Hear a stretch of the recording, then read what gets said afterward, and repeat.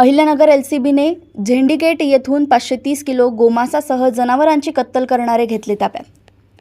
माननीय श्री सोमनाथ घारगे पोलीस अधीक्षक अहिल्यानगर यांच्या आदेशानुसार स्थानिक गुन्हे शाखेचे पोलीस निरीक्षक श्री किरण कुमार कबाडी यांच्या मार्गदर्शनाखालील PSI दीपक मेढे व पोलीस अंमलदार गणेश लोंढे, विष्णू भागवत, विशाल तनपुरे यांच्या पथकाने 26 ऑक्टोबर रोजी अहिल्यानगर शहरामध्ये झेंडीगेट परिसरात खात्री केली असता काही इसम लकी फ्रेश चिकन दुकानामध्ये गोवंशीय जनावरांचे कत्तल करताना दिसून आले।